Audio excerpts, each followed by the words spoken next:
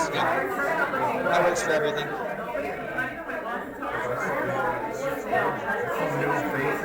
Yeah. This is your trying to extend an escrow, right? Oh, we can just do an addendum. This is meant to be for an escrow. This is the purpose of the amendment is the terms and conditions of the purchase agreement. Or you can check that with the RLA. It works. At the end of the day, if the verbiage makes sense, it's all that matters. It doesn't, the right form, they make it easy, but it doesn't have to be something in particular. But everyone got quiet. I guess it's time to start. How we doing? Hi. Everyone's doing good? All right, well, let's have some fun. Let's see who we knows our price is right. Escrow, take it over. Well, first off, let's say that there's 3 officers in the room. Hey, All 3 how's it escrow going? officers are all here today. What do we got first? All right, we have a house in Hatchet. Ooh, that's nice. Too bad. Built 2007. 2006. Wow, big lot. 2 acre? 2.5 acre? That's pretty. I like that. That's very pretty. What do you guys think? Ooh.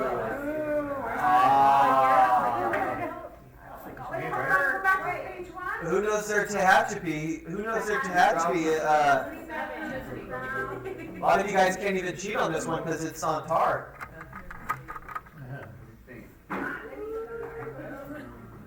No one knows their Tehachapi prices. What we got? 660, 545. What are you guys thinking? 700. We got some newer faces in the room. 690. Actual sales price without going over, and it closed in the last 2 weeks. If you're $1 over, you're a big loser. It's all for fun. We won't laugh at you if you're way wrong, so just give a guess. I mean, we'll laugh at you, but we'll make you feel good about it. 565, 575, 625. Let me see what Zoom's got going on. Let's see what Zoom's thinking here. Good morning, Zoom. Let's get those guesses in, Zoom. Otto, what are you thinking, buddy? I'm trying to get a TR. I don't know if Otto's frozen or if he's just staying perfectly still. Oh, he's moving. There he is. Yeah, get off tar, dude. Stop cheating. Love you too. I think he just gave me the middle finger. All right. All right, we got our guesses in? Yep. Actual retail price is 578. 575? 575? 575? Anyone else? Nope, they're over on Zoom. We got Andrew. Was he in it? All right, Andrew and Nitty.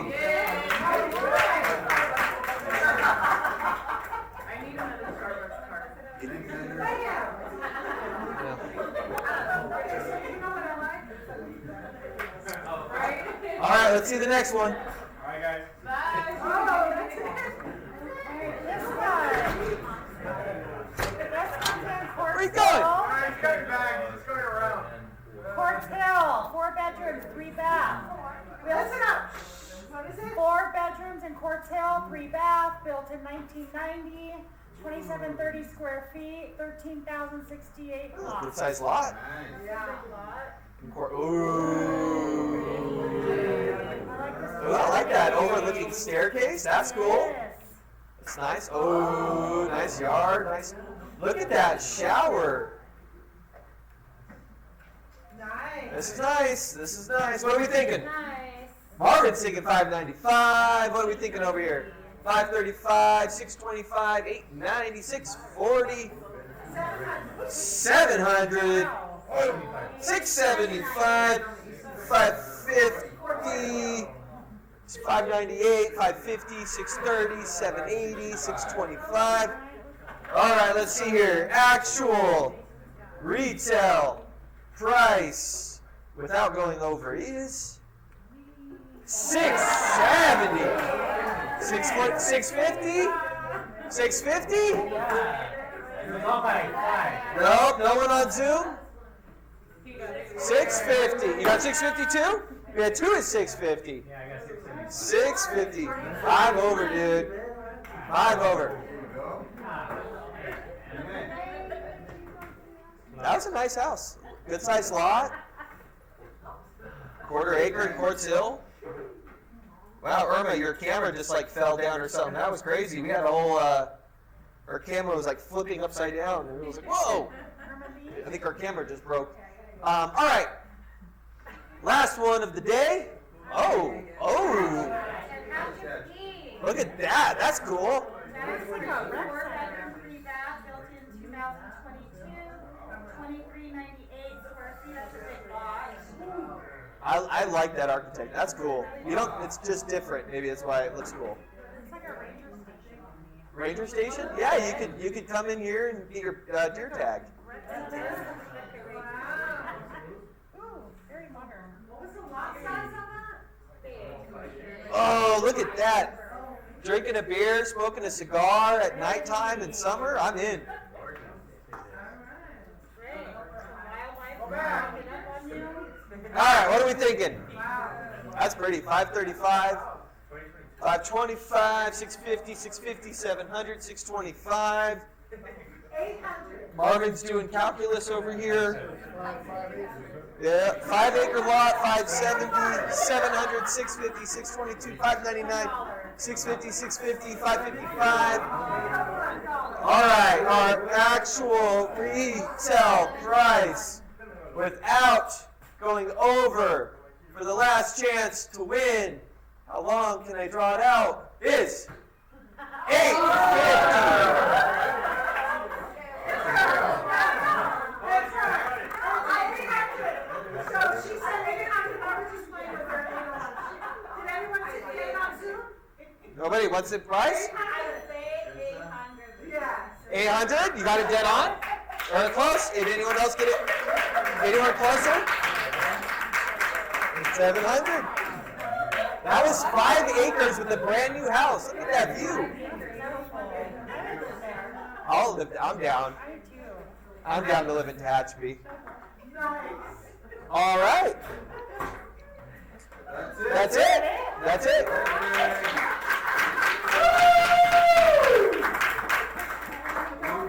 Don't forget.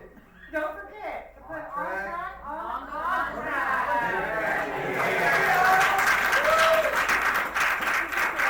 You're welcome. Thank you, On Track, as always. That was fun. Woo! 850 for that. I'm down. I like it. I feel like, though, if I moved to this house, I got to grow out my hair, always wear my country hat, my cowboy hat, my boots, the belt. I'm down, though, for that life. And then I could be like the Duttons and have my ranch. I don't know if I could kill people like they do, though. All right.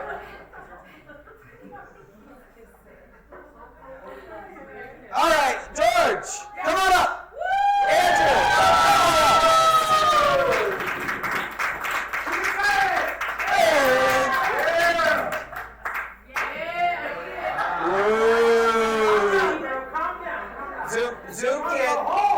Zoom can't see the TV, but there's a TV over there. So you guys have obviously seen our little promotion that's going on. How many of you guys have heard about this? Not everybody? Yeah. What's going on here? Oh. Well, the first Zoom, you don't need to be close. Just hold it. You're loud enough. So for the people that haven't heard about it, we're having a party next week. Right? We're having a party. Right? Beginning of summer, look at this weather, sorry. It's amazing, right? Well, let's take advantage of the weather by having a barbecue. Right? Where are we having it? Right here. Right? So we get to mingle, we get to know each other, you get to, build relationships within your office with other agents that you haven't met. Come have a hot dog, have a drink, some chips, but first of all, an opportunity to take that home. Yeah. Who wants it? Me. Only 3 people? Okay, the rest are dismissed. So check this out, guys. This is obviously something that we're doing for our agents, right? That's our culture. We're family. And what is part of our family is KW Cares. KW Cares to me means a lot, right? And if you've never been touched by KW Cares, just wait and see. Okay? I went through a rough time about 4 years ago when I lost my mom, and KW Cares stepped up to the plate. right? Carlos on the east side, same thing. He went through a rough time. I don't know if you know his story, but he has an amazing testimony, and KW Cares really stepped in, right? So KW Cares is an amazing organization within our office that is created for you guys. Okay? Let's support it. Let's support it, right? So we're going to be raffling off this TV. Starting today, we're going to be having tickets available. Okay? So they're $10 a piece. $10 a piece for a 65-inch TV, guys. This is a 4K LED TV that's going to look amazing on your wall. Right? But today, we either do we'll be doing 3 tickets for $20. Okay? So you can Zelle, you can pay cash, Venmo also, right? Zelle and Venmo, yes. Okay? So we'll be raffling on to the lucky chosen ticket next week after our meeting. So who's in? Oh yeah! Who wants tickets? Who wants tickets? Everybody raise your hand! Who wants tickets? Alright, let's make it happen. Thanks, Garrett. Thanks. The man that needs no microphone. I'm pretty sure they heard him speak at their houses at Zoom. It's one thing we don't have a problem with is being loud in this office. All right, thanks guys. Appreciate you so much as always. Can I say something? Yeah, of course. I just wanted to, as the summer is upon us, what happens when the summer comes?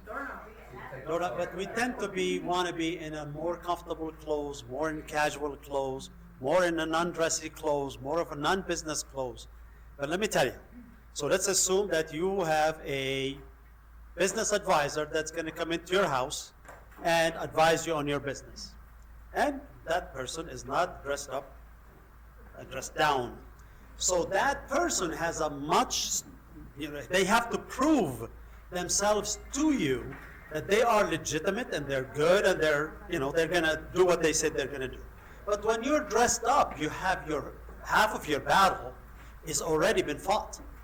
So you don't have to overcome all of that by being dressed casual and not in business attire. And so in reality, you need to dress the part, right? Because you're going to talk to people that they look at you as a professional, that you're taking care of their asset, their most expensive asset, and they want to have trust in you. Now, they would list with you if you dress casual and like in a very comfortable clothes, but you have to prove yourself that you are what you said you are. You have much more to show and give to in order for them to trust you. I've always dressed up to the occasion. I dressed in a business attire, always when I'm in business, because I want to impress my clients. So I see that, and put your business name, put your tag on. Don't be a secret agent. You want to be the agent that everybody wanted to talk to. Put your Keller Williams shirt. Buy some Keller Williams shirts, because people are looking at you, meeting with you, and discussing business with you at all times. So dress the part. Thank you for listening to me. And if you guys don't know like style or anything, Amon is taking on new clients. She'll go shopping for you for a monthly budget. She's told me many times that's her dream job. I'm like, Mon, I couldn't afford you. I'm like, will you shop at Ross for me? Like, what's going on? Like, that's too expensive. All right, let's get on to our next. Oh, KW Cares. The video's going to play. This is just showing what our KW Cares community cool story that we wanted to play for you guys real quick. It's one of our most recent cases of KW Cares helping one of our associates, so that's what we want to see what it's about. I'm Kristen Oktar, and I joined Keller Williams April of last year, so I've been with them almost a year. I just let it sit for a second. No, you got to disconnect it and connect it again. Let me see. All right, hold on. Tech guy's in place. I'll get out of the way. Scott, tell us a joke. No, you're inappropriate. I tried rides the first time before I came here. Keller Williams. So y'all, no jokes today. Yeah, you're quiet. Yeah. Yeah. Uh-oh. I don't know if it's for me yet. We'll see. Yeah. made out of mushrooms, but I don't know what kind. Oh, maybe the good ones.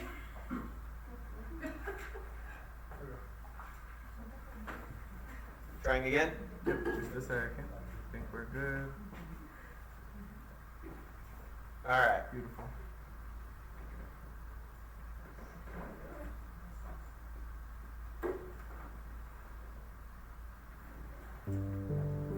That's better.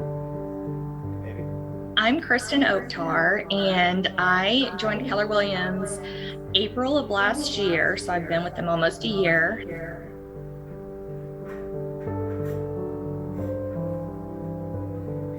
October, I was having some issues, and I went to see my doctor. I was diagnosed with stage 3C colon cancer. I'm 40 years old. I'll add in that I was married for 15 years, and my husband and I have 2 beautiful children, and we divorced in July. So that was tough, and then having this diagnosis was even tougher.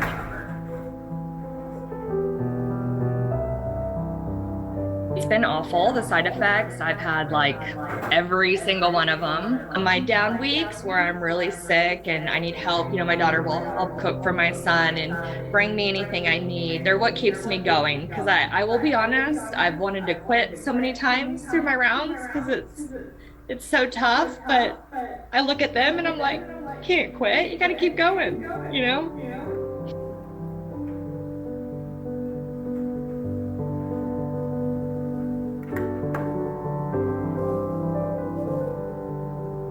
KW Cares came through, and I filled out the application and everything, and I'm just so grateful. I can't even put into words how much you guys have helped me, raise my kids, food, bills, everything like that. And I'm just so grateful. I wish I could hug everybody that's behind the scenes on this, because it's been a godsend.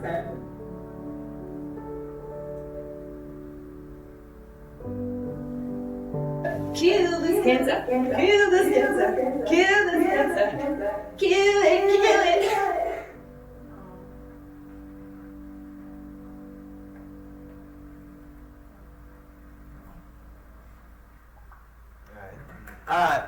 Guys, that's what KW. That's what our KW Cares guys, our international and our local level do. We try to support and help each other going through those times. There's a really, really easy way to give to KW Cares. Every time you can let us know, or when you go to your CDAs or your commission, you could give $10. If everyone just did $10 on every transaction, it would raise a ton of money from this office. So something to think about, guys. It's a great cause that is out there for us.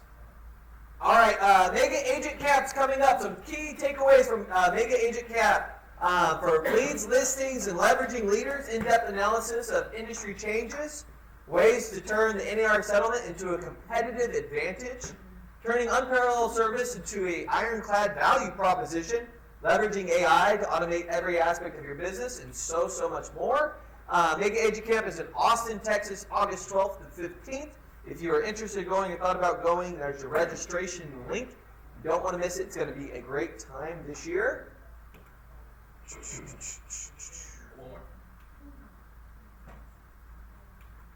There we go. Value Squared, we have an update. The presenter had to change the date on us. She just let me know today. It's actually going to be 1 week later on July 19th from 9 a.m. to 2 p.m. So if you've already registered to come, make sure to update that in your calendar. It is July 19th to from 9 to 2. It's a working lunch. It is limited space. She's still going to let us know the limit that she's allowed. As of now, she's told us it's 30. Only 30 agents are going to be able to come to this, so if you want to come, everyone is welcome. What Value Squared is in the wake of the lawsuit being filed about commissions, it's more important than ever to get crystal clear about how you talk about your value proposition. Value Squared is a top-to-bottom course that covers how you can build trust by helping your clients understand the value you bring to the table, including what you charge for, how you get paid, and what cooperative compensation is all about. And Michelle Anderson is going to be our host. She started here in 2005. She was in this office. She was one of the very first productivity coaches. She worked for the team leader at the time, who Amy recruited to come in and to work for. She then married my father-in-law, so I'm related. She's the one that got me into real estate. And she's the one that told me from the beginning, you gotta get in real estate, you gotta get in real estate. It's like, I can't do that, that's crazy, I got a family, I gotta feed. And then like a minute into real estate, she's like, you gotta be a team leader. I'm like, I just got into real estate. But she's great, she really knows what she's doing, guys. She started as a productivity coach, and she's now a coaches of the coaches for MAPS. And she works with Diana Costa directly. She's been with MAPS for the last, I believe, 8 or 10 years, right around there. I could be wrong on that. Is it 10 years now? Yeah, right. Is it more than 10? Yes, she left the office more than 10 years. Yeah, you're right. You're right. It's been about 12 years. It's really easy to remember because she left about 7 months before I got married. So I just like, how years is my wife on?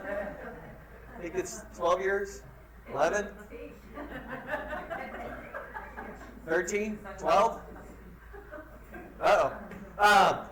So Michelle has well over 15,000 hours of coaching and training behind her. In 2015, became the first MAPS head coach for productivity coaches. Michelle is the creator and author of Coaching for Better Performance, a certified accredited course by International Coaching Federation. So she will be here in person, guys. She's one of 15 people that is approved in Keller Williams Universe to teach Value Squared. When she got approved, she called us and said, guess what, I'm approved. You guys get it because she loves us. And I said if she went anywhere else, I would cause some heck. So she'll be here, guys. 30 of you. That's it. So click on the registration link. You will leave with your value proposition because guess what? In August, when we're going to have to be sitting down doing our buyers presentations and negotiating our commission, we want to be able to have our value prepared and know what we're saying and feeling comfortable. This is preparing you for those moments. Remember, we want to be proactive, not reactive, because all of a sudden you're going to have to do those. Those are going to be forced on us, right? And if you haven't prepared, you don't know what you're doing, life's going to change overnight. Or we can prepare when that change happens. We've already been doing it, we feel comfortable, and we have ahead of the competition. All right. And then Ignite at Night, guys. JD just taught a class last week. There's been about 80 to 90 people that have been jumping on these Ignite classes. Transactions, win with the buyer, and then win with the seller on June 4th and 5th. And then June 10th, 11th, and 12th, we have working with buyers and sellers, making and receiving offers, and negotiate offers. These are all taught by top producers, team leaders throughout the region. Great information for you guys. You just have to register on the link. It's at nighttime for people that are dual career. We have a lot of requests for that. So jump in and make it happen. May I add? Yep. For all of the sessions that have already passed, they have recordings that you can find on our calendar. So if you just go to the date that it was, so just probably date back a few weeks, up until the third session I have already, so you should be able to watch that. So you can go on our calendar, click on the link, and you can go watch the recorded video of the previous sessions. How much does it cost, Garrett? It costs you $10. Just write me a check. Make it out to Garrett. And then I'm going to win that TV. It's free, guys. It doesn't cost you anything. Most trainings that we offer, if we put it on or the region, they're going to be free, unless for whatever reason it's someone that charges to come out. That's the only time we charge. We don't ever charge money to make money on any of these things. It's only if we're trying to break even because someone cost us a lot of money to bring out to do a training. Speaking of that, dominating listings with real estate planning, conversion and questions that convert appointments into agreements, advanced 1031 exchange and DST strategies, help investors build, protect, and transfer wealth. Dan Ahara is coming out to the Antelope Valley. This is not something that we just put on by ourselves. We're in cooperation with Dan to bring them back out. He came a couple years ago. He was loved. It was fantastic. This event he's putting on, they got the location. It's across the way. So there is a $25 charge for this one. It is well worth it, guys. $25 for a day's worth of training. You cannot miss out on what you're going to be learning. Amy, got something? I just want to let them know that the sponsors are coming from us. The sponsors are coming from us, and we did supply it, but we're not charging the $25. You're paying it from the Eventbrite, so you can't pay us. Does that make sense? You can't pay us the $25. It's their event that you have to register through Eventbrite. Yes, we are sponsoring it. We're bringing it on. We brought it out here for you guys to take advantage of, but it's not us collecting the money is what I'm trying to tell you. So if you try to get them on to $25, He's Can't just, say it. yeah, he's gonna say thanks. I highly recommend this because this makes the difference maker when you are a listing agent that is an agent versus a consultant in real estate. Mm-hmm. So when you want to become a consultant in real estate, you have to have this knowledge. This will teach you how to get listings to those people that are have built up some sort of wealth. And what does that mean? Owning their home, right? Now, if they have another home or a secondary, rental property, then there's more to discuss. But highly recommend. How many of you have gone to any training that is not offered by the office directly for free? Oh, I went to the regional one. Right, so how many of you have gone, raise your hand. We got a Carlos, bunch of you stuff. can raise your hand, okay, right. Raise your hand, wasn't- not for free, no. You paid to go to a training. You paid to go to a training. Not for free. Okay, so that is, so why did you pay? Did you get the knowledge that you seeked for when you paid? Yes. This time is no different than that time. So here you go. This is the opportunity, and quite frankly, I don't think you should miss this. This is what the silver tsunami that everyone is talking about with the boomers coming of age. You think about the people that have built wealth their whole lives or built multiple properties and they don't know what to do. It's all underneath their name. They might want to sell. They don't have a strategy, right? His whole program is helping people through those strategies, how to pass on the wealth or do different things with it to help people have a plan for their future, right? So it's really, really, really good information. Last time he was here, we stuck around afterwards. We had a big group over at the same place, Hilton Garden Inn, and we were like, wow, that was so good, such good information that he brought. Strongly recommend it for everybody. Don, why don't you come up real quick?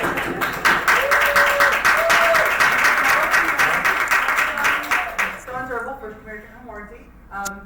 We know what season it is in the Antelope Valley. Door knocking season. Air conditioning season. Hey! I'm a home warranty rep, it is air conditioning season. But along with that, it's also open house season. Do you know what people really like? They like to be invited to something. You know what? Random people like, I'm not invited to the open house, we can't go, we didn't get an invitation. Invite them. Let the neighbors know you're having an open house so they can call their cousin who's renting down in San Fernando and paying $4,000 a month. And maybe they could buy a house for that same $3,500, $4,000 a month. Your best source of referrals on an open house are the neighbors. Yes, some of them are looky-loos, nothing you can do about that. Invite them to the open house. And along with Amy's thought of how much does it cost, these are free. What? They're free.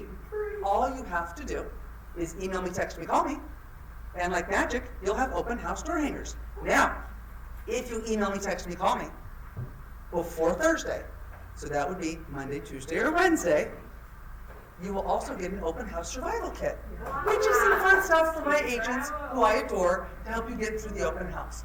This is going to be sitting on Iman's desk so she can monitor it so nobody steals it. There's fun stuff in here. The best thing in here. So, somebody walks into your open house as if I need a microphone. Water to keep you hydrated, and it's the Antelope Valley, you need water to be hydrated.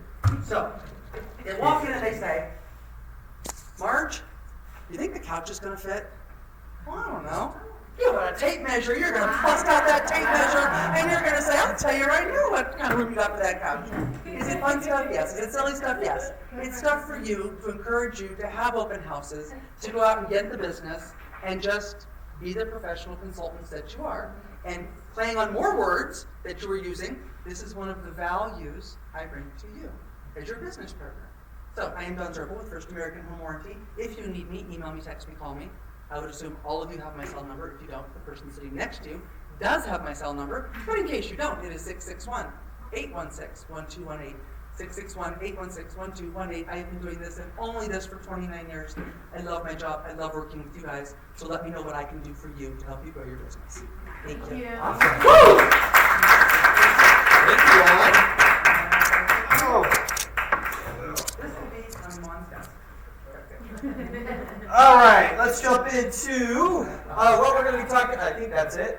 All right, guys, what we're going to be talking about today is a little bit about foreclosure and the foreclosure process. First thing we need to talk about, though, is consumer debt. Who wants to guess what the total number of consumer debt is in the United States? Total. The total number. That's what we send to Ukraine. Less than recent. Not percentages, dollar amount. Dollar amount of how much debt consumers are in. 40 billion. Trillion, yeah. 2 trillion. Guys ready? Ready? $4 trillion in debt. We have good credit. You know what's funny you say that is I looked at a graph when I was doing this, and I thought people with the highest credit scores would have the lowest amount of debt. Not true. People in the 800 credit scores have the highest amount of debt. Just thought it was interesting. Anyways, so let's look at, that was, oh wait, by the way, that was 2004. That was 2004, consumer debt. Wow. 2024, what do you guys think we're at in debt? 10 trillion. 7. 9. 10. I'm going to go with Sam's number. 9. Ready? Whoa. $17.5 trillion in consumer debt. 17.5. Does that seem right in the amount of scale? It's everything. Everything. So let's look at the national government debt in 2004. How much was the government debt in 2004? Before after they gave away, excuse me. 2004, $7.47 trillion in national debt. Any guess for anyone look at the debt calculator? Is it like 30, 35 trillion? Pretty good. We're $34 trillion, $34.5 trillion in debt. So I just want you guys to compare. I just want you guys to think about something.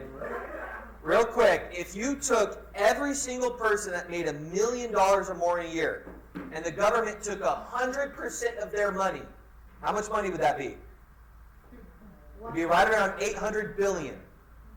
Not even 1 trillion. So just think, when people say we need to tax more to get this out, no, that won't do anything. We spend way too much money. So when politicians say we need to tax more, no, that won't help. We can tax 100%, and it won't do anything. It won't do anything, right? Marvin for president. Marvin for president, right? He's going to make the Antelope Valley great again, right? So, we are in debt, and every politician, everyone ever wants just to spend money to make them look good for the same things they do so they get reelected, right? So, when anyone gets out there and says anything, it's not about balancing the budget. This is trouble. Trouble's on the horizon, right? Trouble's on the horizon. Consumer debt is at an all-time high. People don't have money, and they are in a lot of debt. So why am I talking about debt? Why? It's what happens when people are in a lot of debt. They start missing their mortgages. So, guys, this is just more of a personal belief. A lot of people might disagree, but I do believe foreclosures and things are going to be a lot more prevalent in the next year or two, and I want us to be ready and understand the process, right? The reason why I believe that, which we're going to get into, is people have a ton of equity. So when you're getting foreclosed on, you can no longer afford your house. What do? You sell it. Well, unfortunately, our prices haven't been out of control for the last couple of years, and they're probably going to remain stagnant. So they might not be able to sell pretty soon. So let's jump into it a little bit, talking about the fun statistics of debt. This is our U.S. debt. So from 1990, just under $4 trillion, all the way up to just under $35 trillion in debt. And every single year, it keeps bumping up like crazy. It's an issue. It's an issue. I'm not being political. I'm just being math. We can't keep spending. Something's going to give, guys. Right. All right. Also, I wanted to point something out to us as agents. This is our average GCI per unit. This is for Keller Williams. It's going to be very similar everywhere else. But I wanted to point something out to you guys. Let's look at 2020, right? Our average commission was about $8,100, right? We had an explosion. Prices went up. Woo! We went to $9,200 on average commission. That's a great jump. But you notice we just kind of stayed. But what else happened during this time? Prices still went up. Why do you think that is? Why? Nobody wants to pay more for. What are you getting on the buyer side right now? 2% were rare in 2016, 17, 18. That was like rare. Now, that's what you're getting. Why haven't we been using buyer's agreements and getting 3% from the beginning?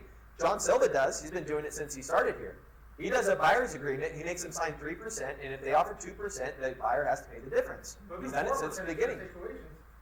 That's what he's done. He knows his value proposition. He's done that since the beginning of time. A lot of us are worried about having to use buyer's agreements. I think it might be one of the best things that happens to us because you're going to sit down and show your value and charge them 3%. And if you don't get that, you can negotiate, right? You don't have to. If you don't want to, you can take 2.5. It's up to you. But you're in the power position now, right? But you'll notice our commissions have been stacking. Well, what's happened the last 4 years in the U.S. economy? How much does it cost to go to your Starbucks? Your $5 gift card used to get you a venti. Now you're a tall.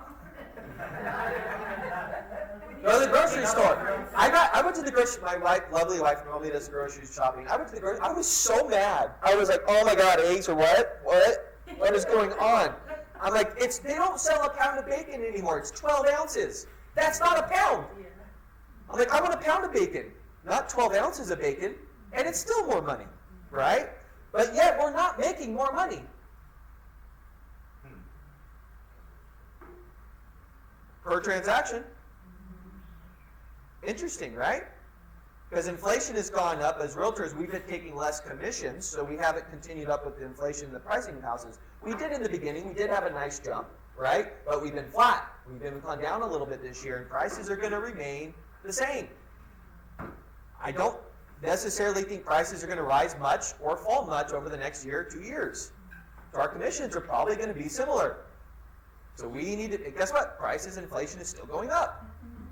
So we got to have a plan to get out there to go find more business, work harder to get through this time. We need to survive it. We've talked about this for a while. Survive this market. So as the other agents fall out of the business, we could thrive, right? Agent count is down a lot across the board. The United States, it's going to continue to fall out. Agents are going to fall out of the business. So we need to be working twice as hard and understanding these different areas so we can go make more money. Make sense? Yes. Say yes? Yes. Feel good? Yes. All right, let's learn about the foreclosures. So foreclosures, U.S. completed foreclosures. There's a lot of talk as foreclosures haven't spiked. They look like people are still doing okay. I believe as we keep watching this, you're going to see them start ticking up over the next year or two. So we want to understand the process, and we want to think how can we pivot this and be someone that can help people through the process, get listings or buy homes, right? For me, I personally want to see foreclosures that I could what? I could buy cash. First goal. Second goal, maybe I could wholesale it or assign it to somebody else. Third goal is get a listing. That's worst case scenario, right? That's someone going through this time. So we're looking through here. Our foreclosures dropped in 2020. Why?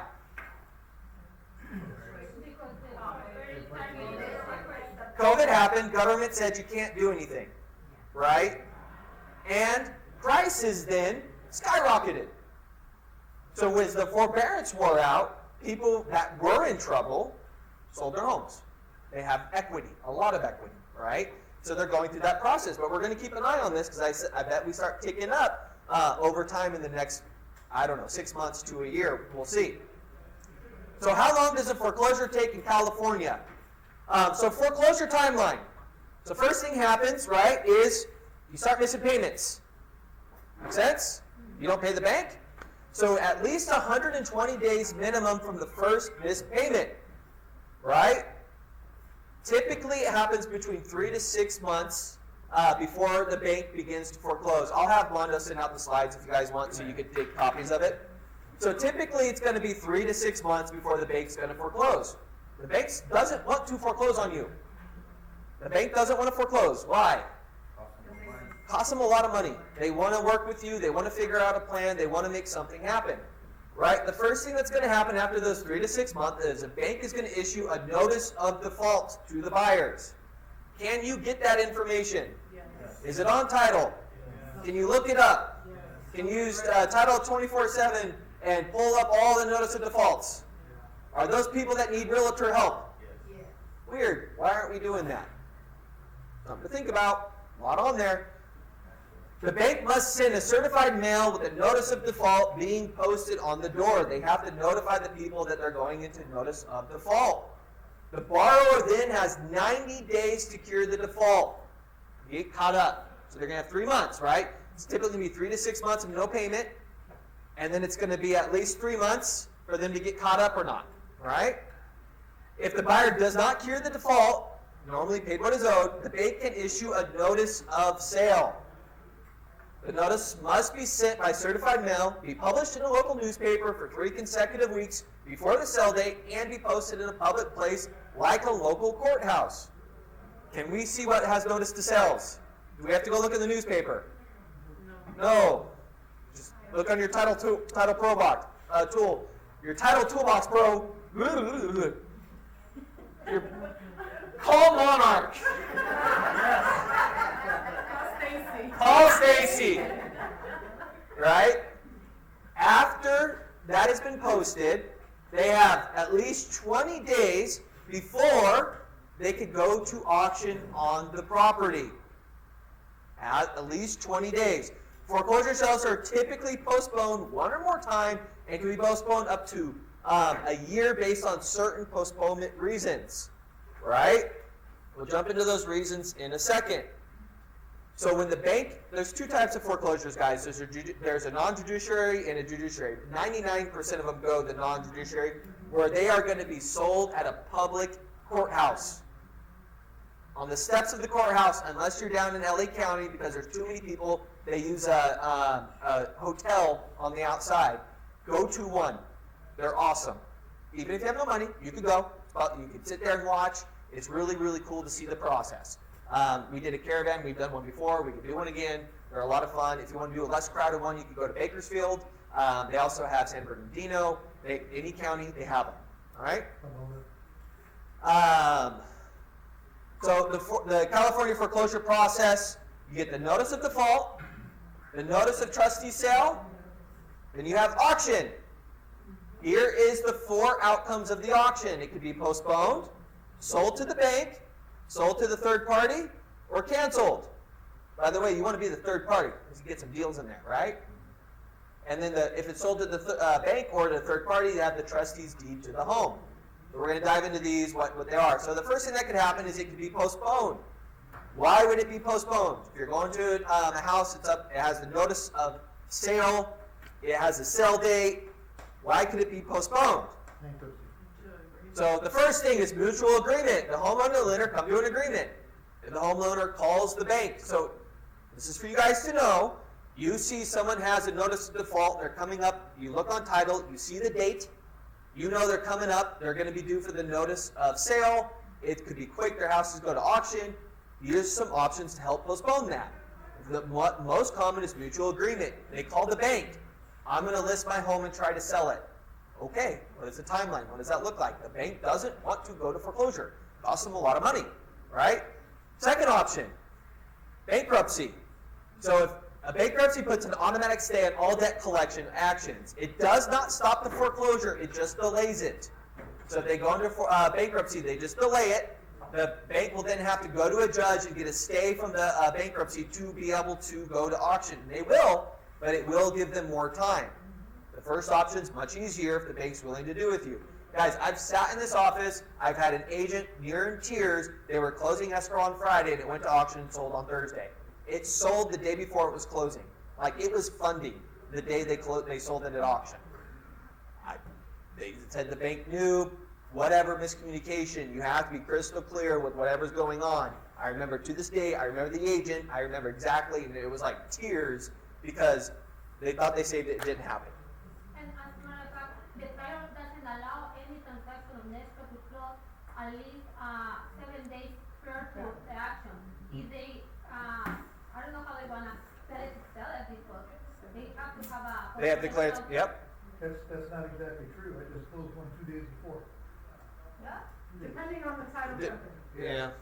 Yeah, it can be depending on the title company. yeah, they won't do it the day before, but they'll do it 2 days before. So regardless, you need to be in communication with the bank, letting them know what's going on, letting them know, even if you think you're good, letting them know you're in escrow, you're closing, contingencies are removed, things are moving along. Beneficiaries request a lender's decision to postpone for whatever reason the lender decides to do it. Could be because lender believes they're about to be paid from proceeds of a sale and from the home. The beneficiary can request that. Trustee's discretion, a simple decision by the trustee to postpone the sale, typically because the trustee can't reach the lender for the sale instructions. So if it's supposed to go to sell, they've been reaching out to the lender, hey, we need our sale instructions. The lender doesn't answer their phone. Some of them are like realtors, I guess, I don't know. And they don't get their sale instructions, so they move on. And then operations of law, if a court ordered it, postponed it for the sale, why would they do that? Maybe the seller's allegations of the fraud or something's going on with the bank, material facts, something happens, the court can intervene. All right? So those are your options. This is going to be you when you're talking to somebody that has a notice of sale or a notice of default. Sold back to the bank. So why would the bank be able to buy back the house? So basically, if it goes to auction and nobody buys it. So a house for auction will have a starting bid of what is owed to the bank. This amount is typically shown on the notice of sale. So if you pull the title report, you go into your Monarch title report, and it'll give you the notice of sale right next to the document. You can click on it. It'll be the notice of sale. I have an example. We'll walk over it in a minute. At the bottom, it's going to tell you the date, where the auction is, and the price of what's owed. Typically, that is going to be your starting bid. All right? If the bidder, nobody bids at least a penny over the starting bid. The starting bid is the bank's bid, basically, to get back the house. If nobody does a penny over, the bank will then retake the property as a trustee. That make sense? Then the bank will attempt to sell now it's an REO. It's real estate owned. That's what you see on the MLS, an REO, right? And they're going to call someone like Marvin or I saw Steve on here, people that have REO accounts. Amy's had REO accounts in the past. They're going to use those REO agents to try to get a lot more exposure on the property to try to sell the property, right? They're hoping to get more money. They might not, right? But that's not on the open market, and that's how they'll go through the process. They also might try to attempt to sell it again through auction or through other options, right? So if you look at auction.com, you'll see houses, which I'll give an example of in a little bit, that went back to the bank. They went back to the bank, now the trustee, and they will use auction just to try to auction it off on an online auction where people could put bids on it. But they'll have a minimum bid or a reserve, and if it's not hit, they'll go back on, then they might go to an REO agent. The bank is trying to recoup as much money as possible, whatever way works best for them. REOs are often sold at discount by banks and other lenders. They're usually sold as is and often in despair on the properties. We're good? Yes. All right. So here's a Monarch title report. This is for a house off 325 Wilson Avenue in Ridgecrest, California.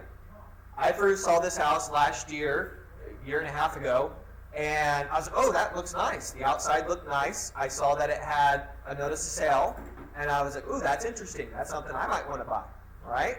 So I'm going to go through the process of seeing what the house looks like and what the costs are going to be, and I'll walk through the process with you guys. So here's the owner. The loan amount was $216,000, and it was an FHA loan. Here is our transaction summary. She bought it in 2017 for $220,000, a loan for $216,000. You'll notice in 2022, there's a second on it at $38,000 on the property. Then you'll notice in October October of 03, a notice of default was given. Look at the timeline. 3 months, 120 days. They didn't hear anything, I'm guessing, from the owner. They issued a notice of sale. So this is when I saw the property. I was like, ooh, this property was postponed at this time multiple times. It would go up to come up to auction. You think it's going to be there, and it was postponed at the auction, like pushback, pushback, pushback, multiple times. They have up till when you go to the auctions, they have during the auction. If it hasn't gone up to auction yet, it could still be postponed or canceled. Right? You don't know until it actually goes live and it's up to auction a few minutes later. So then it looks like they got caught up because they issued another notice of default in December, and then a notice of sale again in April. Here's the notice of trustee sale, the information about the auction. It gives you the information that here, but here's the important part. Date of sale, 05/06/2024 at 10 a.m. Place of sale at the front entrance of City Hall in 5101 Truxton Avenue, Bakersfield, California, in the amount of $245,197.03. So I knew this house was only worth $260,000. How did I know that? I called Christine Leister and I was like, hey, how much is this house worth? And she's like, like $260. I'm like, for not knowing what a house looks like, with only that's not worth it, right? There's only $20,000 unless I wanted to live there, like as an investment property. It didn't seem like that good of a deal to me because it was what was due and what it's worth. There's no spread there. No, thank you, right? So I knew this house wouldn't sell because no investor wants to buy a house with no upside. Unless someone wanted to move into the house, they love the neighborhood, and they're like, hey, we could get it at a decent deal and we can make it work for our family. I had a good idea this wasn't going to sell. So what happened with this property? It sold back to the trustee. The bank now owns the property. So I'm keeping an eye on it because now it goes to auction this week, and the opening bid is $100,000. It's not going to sell for that low. They're going to have a reserve, hoping probably the first round, at least probably to what they're owed. And then when that doesn't go, the reserve's probably going to be lowered and they'll put it up again. And when that doesn't go, they might lower it again. God, what was that? You can hear that? Williams. Steve's answering phones. Hey, Chris. Hey, Chris. I'm doing good. How are you? Oh. All right, I got you, Steve. He's like, I know, that Garrett is so awesome. I wish. All right. So what's going to happen with this is I'm keeping an eye on it because you're not allowed to go on these properties. They're vacant. You're not supposed to go in them. So I would never go in the backyard and go in the gate that was open and get in the backyard and see what the house looked like. I wouldn't do that. We're just making sure But it's secure. do the right thing. You're not allowed to go into it because you are trespassing. But I have a good sense of what this one looks like, a sixth sense. Something tells me I know exactly what the floor plan and everything looks like. We might have pictures. So this property is probably, worth 210, 220, right? So if it goes down the bid, it might make sense for an investor, but for right now, it doesn't. But anyways, I'm just showing you this to show the flow because now the bank may go out and hire an REO agent. The asset manager might call one of their REO agents in the area and have them put it on the open market to see if they can get the maximum amount of money. Does that make sense? Okay. That is the foreclosure to REO process. Do we have questions? Can I explain anything? Marvin's been through this. What is the REO? Real estate owned. REO. Real estate owned. You are now negotiating with the bank to try to get a deal with that. Marvin has been an REO agent. Amy's been an REO agent. And getting REOs is a great opportunity to get listings. Now would be a great time to go to the REO summits, to form relationships, try to meet asset managers, doing BPOs at a high level, showcasing what you're willing to do, because there's not a lot of REOs right now, but there could be soon. Marvin, do you think REOs are going to come like decently back? Yeah. Will I go 7 or 8? No. No. Not like that back then. But there's going to be a market there. But right now, new statistic from the last time we went to,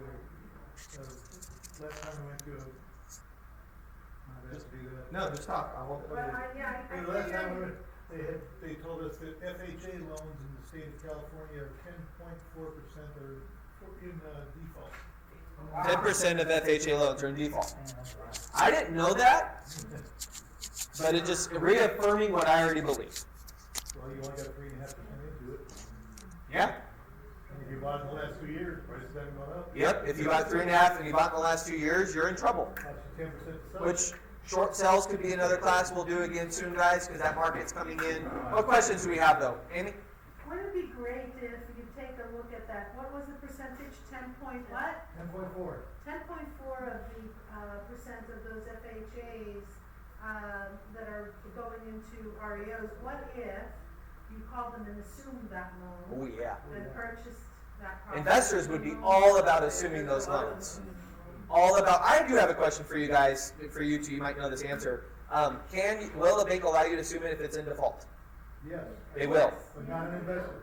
but not an investor. FHA requires that you live in the property. So does Yep. VA. So someone in your family or what have you. Unless it was written before '94, but then it wouldn't matter anyways. Yeah. Paid off. But here's No, the it was like 2004 or something. There still might be loans. Anyways, It was 98 when they took it. 98. That's what it was. So it might be a little bit less. I think. But your buyers are selling it that way. Is a assumable rate locked in at 3% worth money? An agent in this office, who's our family friend, was willing. This house is massively overpriced. Massively overpriced. And it's an agent from down below. It was off of N and 55th, but they were pulling comps from the gated community on the other side of N as their comps. And the next door neighbors were, it's like $100,000 overpriced. We did the math because it's an assumable loan at 3.2 compared to her 7.1 she would get. It's worth it. It's worth it. Do the math of owning it 30 years. Do the math of your payment. It's worth it. And so she was balancing. She offered to pay $50,000 over what she thought was priced, and then she was willing to go to 75, but that was her cutoff because it would appraise way lower. But she was willing to do it because she's a smart person and the value was there. Yeah, it's not even 30 years, right? Because if they've owned the property Yep. for 3, that It was 26 and a half years. Right, 26, 27 Yeah. years. I want to remind everyone that I sit on the REO MAC. I sit on a committee to get certified to be an REO agent for residential and for commercial. So utilize that. Marvin, that's to okay. get certified. Well, no, you go to the certification. Yeah, do the math. I sit I on was that. doing one that was assumable at 3.5%, and it's $1,000 a month difference. Yep. If they made 20,000 over. Yep. 20. That's nothing. 20,000, they break even. Yeah. 20 months, they break even. Well worth it. Well worth it. So anyways, if you do get someone that needs to sell and they're tight or they're close, but they have a locked-in rate at 3.5%, you can get above the value. You can charge more than what it's worth, is what I'm saying. Anyways, any other questions on foreclosures? Was this helpful? Yeah. Beautiful. Have a great day, guys. Where we go? Who wants tickets? Ticket. Bye, Zoom. Come on out if you want tickets for the TV.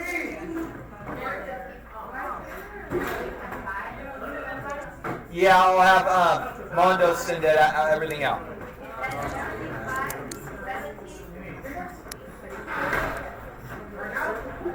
Yep. REO is real estate owned. So basically it means the bank owns the house. So what if, because you know you said like for options, you can like, there's like other people who can get it and then there's wholesaling. So yeah, if someone is in trouble in their house, right? They're gonna get the phone, they're gonna go to auction. A lot of times they're not So if I meet that person, my first goal is I'm gonna try to buy it at a discount where I can feel it, make it nice and make money. That's my first goal. My second goal is to assign it, meaning I give them an offer, but I might not have the money to do it. So I go to Amy, I go to me, I go to them, and I go, hey, here's the offer, but I'm gonna take $10,000 binder, right, or $20,000.